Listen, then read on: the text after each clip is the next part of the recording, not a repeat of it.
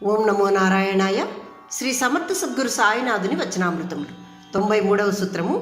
బాబా ఇలా అంటున్నారు, మీరు ఆనందించే విషయాలను ఇతరులకు పంచండి. మీరు దేన్నైనా ఆనందించే ముందు ఇతరులకు ఆనందాన్ని పంచగలరా అని ఆలోచించేయండి. మీరు తినడానికి ముందు ఇతరులకు దాన్ని పంచిపెట్టండి. మానవులు ఎల్లవేళలా ఆనందం కోసం వెతకటంలో తీరిక లేక ఆనందం కోసమే అన్వేషిస్తూ ఉంటారు. ఇటువంటి ఇహలోక ఆనందాల కోసం ప్రాకులాడుటను మనం తగ్గించుకోవచ్చును. అది మన స్వీయ సాక్షాత్కారానికి పాటుపడుటేందు ఉన్నది. ఆత్మసాక్షాత్కారాన్ని పొందిన మనస్సు సమర్పణాభావాన్ని పొంది సమస్థితిని పొందుతుంది. ఎవరికైనా నీవు ఏదైనా సమర్పించించో అది వారిలో ఉన్న నాకే సమర్పించుచున్నావు నీవు అంటున్నారు బాబా ఇక్కడ.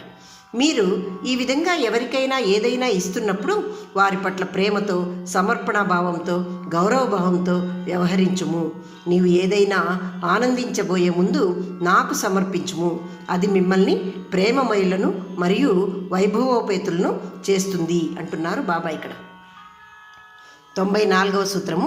బాబా అంటున్నారు, ఇతరుల ఆరాధనా విధానాలను, వారి నమ్మకాలను మరియు వారు చేయి సేవా కార్యక్రమాలను విమర్శించవద్దు అంటున్నారు. అన్ని పూజలు మరియు సేవలు నన్ను చేరుతాయి మరియు అవి నన్ను సంతోషపరుస్తాయి. ఎటువంటి మంచి పనైనా విమర్శించబడితే అది నాకు బాధ కలిగిస్తుంది. నన్ను బాధపెట్టిన విమర్శ నిన్నును బాధిస్తుంది. ఎందుకంటే నేను మంచి చెడులను నాతో ఉంచుకోను. అటువంటి విమర్శలు ఎవరైనా చేస్తే అది తిరిగి వారికే చెందుతాయి అంటున్నారు బాబా ఇక్కడ. ఎవరైనా హృదయపూర్వకంగా చేసే సేవ నిజంగా నాకే చెందుతుంది అని చెప్తున్నారు. 95వ సూత్రము. ఉన్నది ఒక్కటే, ఇంకా వేరే ఉనికి ఏదీనూ లేదు.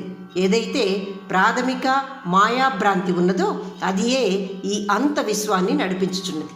ఈ భ్రమ అన్నది నీలోనే ఉంది. నీవు నాయందే ఉన్నావని భ్రమింపక నువ్వు వేరే ఉనికి పొంది ఉన్నావని భావిస్తున్నావు. నేనేమీ నీ ఆలోచన మార్గానికి అడ్డురాను. కానీ ఎవరైతే ఈ మాయా లేక భ్రమాత్మక ప్రపంచము నుండి బయటపడునో అతనే విజయుడవుతున్నాడు అంటున్నారు బాబా ఇక్కడ. 96వ సూత్రము. నువ్వు నేను ఉన్నాను అనే భావనను చెందుటకు నాకు సంబంధించిన నా కథలను చదవాలి. అలా చదివినప్పుడు తక్షణమే నా ఉనికి మీకు చేరుతుంది. నా ఉనికి మీ కష్టాలను పరిష్కరిస్తుంది. నేను మీతో ఉంటాను కదా అనగా నా ఉనికి మిమ్మల్ని మీ కష్టాల నుంచి పరిష్కరించి వాటి నుంచి నివృత్తి కలుగజేస్తుంది అంటున్నారు బాబా ఇక్కడ. ఓం నమో నారాయణాయ.